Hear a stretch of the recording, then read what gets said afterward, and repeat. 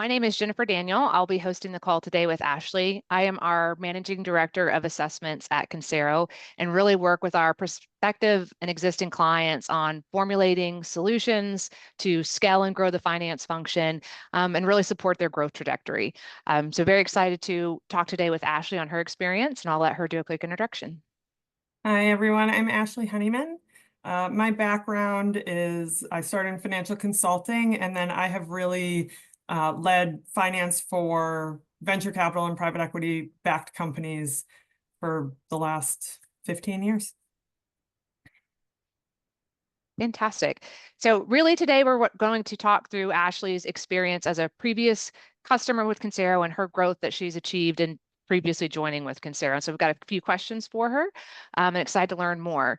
So really where we wanted to start today, Ashley, is, back in 2021, when you joined your previous firm, which is also PE backed, what were some of your goals for that company and that finance department? And really, what were the key challenges you faced in that role? Sure, absolutely. So, every time you enter the finance function at a company, you have different challenges, right? And so it's really understanding what challenge you might face at that company. Different challenges I've faced coming into companies is lack of an FP&A function is oftentimes one I see coming in. Sometimes an outdated ERP. Sometimes a company isn't tracking metrics. Sometimes a company maybe did an acquisition and they really haven't put those two together yet, strategically or financially. In 2021, I joined a company called Pixel Media, and there was a lot of growth that finance function needed. So I was coming in the company, they were on QuickBooks Enterprise. So not even the online version, but the enterprise version. They did not have any finance employees. Their HR individual was entering bills, billing clients. It was all cash-based financials. And they really didn't have an FP&A function at all. So it was almost coming into a completely clean slate. Oh, and then the other actually challenge I was going to have coming in is the question was, am I going to start first, or are they going to complete this acquisition first? Because there was an acquisition they were just finishing the paperwork for. Diligence had been done. They just needed to get it done. So there were a lot of things to think about going into that one. And as you started thinking about that, your approach to how you were going to solve for, addressing the cash accrual, looking at kind of systems and infrastructure, what was your decision-making tree of, how do I do this? Obviously, there's a Consero option or an in-house option. Walk us through your thought process there. Well, this was great because that the PE sponsor for that company was actually BV. And BV obviously knows Consero very well. And they had said to me, we were thinking of bringing Consero in to this company, but we certainly want your view, your CFO. If you want to do it in-house, that's fine. And so I started thinking about doing it in-house because that is how I had done it in the past, right? And so having two companies, both were on cash financials. I was going to have to do two cash to accrual transactions. I was going to have to hire people. There were no finance people in either organization. The second organization had kind of like a CPA bookkeeper contractor type. And so thinking about that, I knew I would need to hire internally probably 2 to 3 people, and I would have to do 2 ERP transitions. So for those on the call that very well have been through an ERP transitions, those are very long. So usually I try to go live, whatever the fiscal year is, oftentimes Jan 1, which means, in my opinion, you need to make a decision in July for that and start that transition. Most ERP places take 3 months. It's usually at least 3. It's probably more like 4 to 6. So in my mind, the time frame for accomplishing the ERP transitions was at least a year. And cash to accrual is something that, I've done before and other CFOs have done, but you really probably need a third party to do that for you because you'll spend all your time there. So for both of those, I think I would have had to go out and hire someone like a third party contractor to come in and help me with that transition. And so that's what I had been going on in my mind. And then I got introduced to Consero, and Consero said, yeah, we can have your finance function complete the ERP transition onto Bill instead of, paper checks to send to vendors, onto Blackline, onto a T&E solution. I mean, just the entire function, not just the GL, in 2 months. And so I heard that, I assumed 4 months because nothing ever goes online on time. But knowing that I had to do the cash flow accrual and change, modernize the finance stack, I couldn't beat that timeline. And so honestly, just that timeline is why I ended up going with Consero versus building it in-house. And when you talked a lot about the timeline, was there any cost considerations that you made of, the infrastructure to bring in-house versus working with someone like Consero? Yeah, well, I mean, the nice thing about Consero is, so they bring in, you pay one fee to Consero, right? And it's the technology and the people. And so if I had to go out and hire 2 to 3 people and get the technology, it actually would have been more expensive than Consero. Consero was the cheaper alternative because they do use folks in India and have, better technology rates with their partners. That's fantastic. And just kind of looking through that lens of, obviously you have experience doing this in-house, you have experience doing that through the Consero offering. What would you say enhanced your experience or was different or unique working with Consero to complete those challenges that we started talking about initially? For sure. Well, Consero made me look really good. So I started with that company end of March 2021. And the acquisition of our new company went through 2 weeks after. So we went live with Consero, including the cash to accrual transition, by June 1. So April, May, June 1, we were live on Intact, on Bill, on Nexonia. The first month, a few hiccups. So I would say it was really cooking July 1, but 3 months from starting, I had cash to accrual done and had the finance stack modernized. That first acquisition went live September 1. We did another acquisition in November that went live March 1. So when I sit back and think to, like, my first year in the finance seat there, Consero enabled me to do purchase accounting for 2 acquisitions. And even when you do, as a CFO, even if you've done acquisitions, purchase accounting isn't something you do every day, but Consero did it every day. And their Wolf team was amazing. I mean, shout out to Pana. He is a genius at Consero. So we did 2 of those. We modernized the financial stack for all 3 of those companies and did cash to accrual transition for 2 of them in a year, which I wouldn't have been able to do on my own. In a year, I probably would have had the first company completed and in process with the second one, but I think that Consero sped up my timeline by at least half. I think that's great, Ashley. And going a little bit deeper there, one thing when we see this talking with a ton of our prospect clients and similar pain is really looking at how that tech stack made the large difference of you incorporating those acquisitions and what it would have meant on QuickBooks. How do you view that tech stack and any ability to meet those targets to do acquisition integration versus even just the people and the cleanup? I think the tech stack is huge because, especially if you think about the tech stack for when you go to sale, it's really important too. But then also think about the tech stack from what you want to do as a CFO strategically, right? Like I don't want to spend all my time worrying about making sure the numbers are right, worrying about if this company is in QuickBooks and this company is intact. I don't want to spend my time worrying about if systems are talking to each other, if I get errors. And so I think the fact that Consero has a unified tech stack, I didn't have to do any evaluation, of Intact versus NetSuite or Bill versus, MineralTree or any of the others out there. It was a unified tech stack, and we got every acquisition onto that in a timely manner so that we could do some more strategic things. We could pull the reporting we needed to. Consero is really good about figuring out what reporting you need and putting the classes together so that you can view the financials in the way you want to. And so working with Consero, getting that all done quickly allowed me to be more strategic and be at a higher level and be working with the exec team on how do we integrate these operationally. When we're going to sale, everything's in one place. We can pull the numbers. So I think the unified tech stack is huge. It sounds like, listening to your scenario on this, would you say that really that infrastructure is almost a pre-wet rec if you're going to be looking at mergers and acquisitions in that approach as a CFO?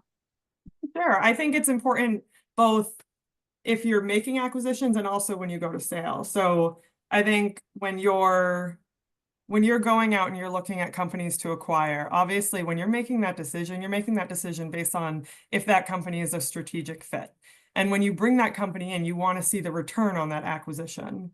Now, if you bring that company in and you're not sure if you're going to use your financial systems or their financial systems or how to report, or it takes a year to be able to see anything, I think it slows down the operational integration sometimes, and it slows down the ability to see the company strategically as a combined business. You know, a lot of times I think, I mean, acquisitions are hard. It's hard to integrate acquisitions. You have two different processes, you have two different operations. All of that is hard. But what you don't want is you don't want the finance and accounting, like literally the tallying of numbers, to be a barrier.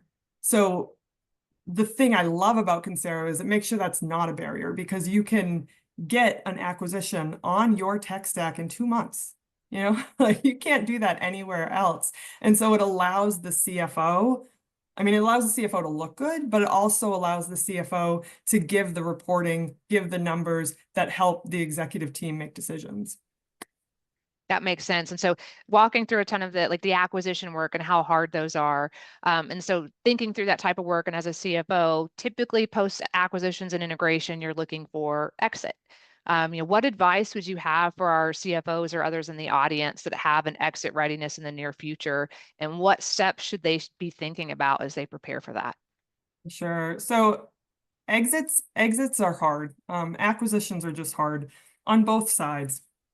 But I'm sure many people out in this audience have been through a process. It's grueling, right? Like during a process, the diligence is so detailed. I mean, you go into diligence and the buyer understandably wants to know every single piece about your company. They want to see every contract you've ever signed, customer, vendor, anything, and they want to go as deep as you possibly can. And I think as a CFO, where you want to be going into that process is as organized as possible. You just want to have all your ducks in a row. If you've made acquisitions and you've been bringing companies together, you want to be able to have them all in one place so that you can give them the reporting they're looking for. If they're looking for financials by subsidiary, if they're looking for financials by department, whatever level of detail they're looking for is what you want to be able to provide. Because if you have to go into multiple systems, it makes that process so much more difficult. So when I was at Pixel, we got everybody on one system on March, and in April we got an LOI. And so all of a sudden we were going into diligence. And so if we hadn't been on a unified system, that process would have been significantly more difficult. One of the things, I mean, buyers always ask for revenue by customer, right? They always ask for expense by vendor. They always ask for any changes you see that are coming up. If they see anything in the historical financials that looks weird, like some sort of big payout or something, they're going to ask all those questions. And so you want to be able to provide the detail. One of the things that's nice about Consero that I have never had at any company is you can actually look at your expenses, like not what bills you got, but you can look at your expenses by vendor, by employee. So they tracked that level of detail. So I could go into Simple, the platform, pull up my financials, and something looks weird. There's a big variance. I click on it and it shows me cost by vendor and by employee for that period. And I can see the increase, where it was, which vendor it was. And so a lot of that type of information is really powerful going into a sale, because at the end of the day, if you're going into the due diligence process, you just need to have all your ducks in a row. If finance or accounting screws up the diligence process, you're in trouble, right? You want all the numbers to be in order, in a good place, so that everything you're putting in the data room, you you know the data, you know the backup, you can go and get it if you need it. So. That's fantastic. And so Ashley, you kind of talked more on like the reportings and the systems and the visibility you had. So walk me through a little bit more on that due diligence of how the staffing with Consero and that supported you through due diligence and how that might be different to your experiencing managing an in-house team and your ability to respond to the inquiries that you might have had. Well, so it's great, right? Like one of the nice things about Consero being your team is it's up to Consero to manage the time, right? When you have an in-house team, you know what your in-house team is. Your in-house team is always lean because you also control the budget, so you don't want to spend more money on another accountant or an AP person. You want to be as lean as possible, and so when you go into a diligence process, that is a lot of work. It's a lot of requests. It's just like an audit, right? You go into an audit and there's so many requests, especially a first year audit, and especially if you've made acquisitions, those are grueling. And when they're in-house, I think you feel the pain a lot more. Through the diligence process, the nice thing is if there's things on the list that are directly financial related, I could send those to Consero. Could say, hey, these are the requests, these are the diligence requests I have. Can you prepare those for me? They prepare them, they put them in our drive, I can pull them. Even if I wanted to give them direct access, they could put them in the data room for me, but it's great. So my experience with Consero was audits were fantastic. Audits were almost easy because I just gave them the PBC list, and then acquisitions were much easier because they were pulling all of that detail and then could look into questions as well. So it was a lot of support. And Consero they have a lot of people, so they can manage the timelines, they can manage the requests through multiple people. Even if your team is busy, they can pull other people. So very helpful. And the funniest thing is when we went into that acquisition process, they actually asked us, oh, are your financials SOC compliant? And I thought to myself, I've no idea, probably not. But I asked Consero and they said, oh yeah, we're SOC compliant. We'll upload the letter or whatever. And so that was a nice little bonus point for me. That's fantastic. So Ashley, we talked a lot about your experience and what working with Consero, the acquisition, the exit. One thing for our listeners, can you share just some of your opinions and your thought looking ahead for this year, M&A activity? What do you anticipate in the market? Just, in general with M&A activity, what should they be thinking through? Oh, for sure. And I mean, there's a lot of private equity people in this call, so I'm sure they have their own thoughts on this, but I mean, interest rates are coming down. The economy looks fantastic. We had a few years there where there wasn't a ton of activity. I would imagine there's a lot of M&A activity this year. I think there'll be a lot of sales from PE companies, and then I think there'll be a lot of add-on acquisitions for those portcos as well. It's a good market for it for sure. Fantastic. Okay, so Ashley, another question I want to walk through is, as a CFO, we get a lot of questions and discussion. How should you think of, outsourcing and that being part of really a success formula? So would you give anyone advice like, hey, if you're trying to decide in-house, do you do someone like Consero with finance as a service? What would you give them advice on that decision-making criteria at the current, state of the economy? Sure, absolutely. So I think an outsourced finance team like Consero is incredibly helpful, especially if two things. If one, you are really trying to save costs versus building an in-house team versus needing to go out for a contractor for various initiatives, cash to accrual, purchase accounting, those type of things. Those are all things you usually need help on. And the other thing is time. If you are joining a company and you are thinking the company is going to make acquisitions, those are two scenarios where I would say outsourced finance is absolutely the way to go because you're not going to be able to do it as quickly yourself. So I think for me, Consero really helped with time to market and value. It would have cost me more.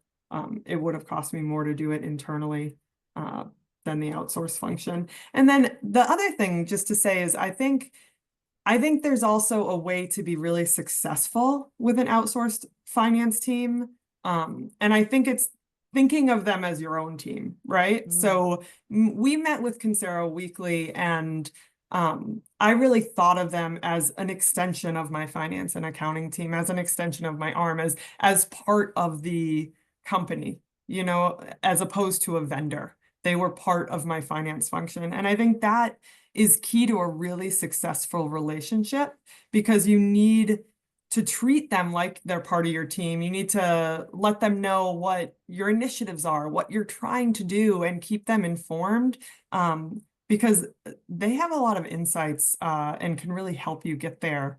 It's not just a vendor type of situation. It's definitely a partnership. So I would say, if you are thinking about it, make sure you partner with that team, and really, especially your VP of finance. They're really helpful. So Ashley, kind of talk through your team and your partnerships and how that can drive success. What are your thoughts on some of the qualities for a CFO to possess, as far as like an investor-backed CFO, for them to be successful independently of those strong teams? All right, so that's a really interesting one. So I think there's a difference between a CFO and a controller. And I think today's CFO really needs to think strategically about the business. And a CFO should be a partner to the CEO, right? So a CEO is coming in, they're setting a vision, they have a place they want to go, especially founders. Founders have a big vision and they want to do so many things. And I think what a CFO oftentimes keeps a CEO grounded and helps them achieve their vision through numbers, metrics, KPIs, right? Like I think 20, 30 years ago, a CFO was a controller. They were keeping tallies, more involved in the accounting function. But today, I think the CFO just needs to think more strategically. I think a CFO should be very involved when considering acquisitions, you know, both buy side, sell side. So for me, I think the most important things for a CFO today is that you're a strategic partner, and your finance function is supporting the exec team in accomplishing their vision. I've always said this, but I think strategy without finance is poetry, and finance without strategy is accounting. And so if you're a financial leader, you need to think about what you need to do to push your company forward and support your CFO, your CEO. And then the other piece is, I think it's important for CFOs to be open-minded. There's so many things that are changing these days with technology and AI and machine learning, and accounting is very much a, you know, black and white type of industry, but there's so many tools now that are improving that function. And we as CFOs need to be open-minded to that, and need to constantly be thinking about that and what can help level up my finance team. That's great, Ashley. And I think really, just as I sit back and take in everything you shared with us, seeing how like the tech stack drives, and having a finance team that's strong, whether it's in-house or outsourced, and what that drives really is what empowered you as a CFO to stay strategic and be able to provide some of that value to your CEO and your investors. We do have one question from the audience, and so I'd like to run that one by you. So we have a question for, did Consero act in the controller role, or did you hire a controller and use Consero as the outsourced accounting team? No, Consero was our controller.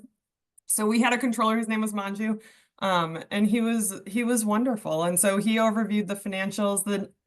The one thing I love about Consero is they have this simple platform. And so the simple, you can log in and you can approve your bills, and you can look at your receivables.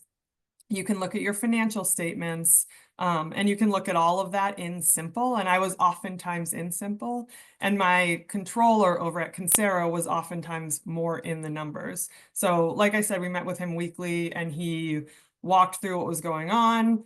Oftentimes it was, Ashley, we really need you to do this because you're behind and you're going to make claims late or something like that. He really pushed me. But Manju was the one that was intact all the time, looking at the financials and driving the business forward. We did not have an outside controller.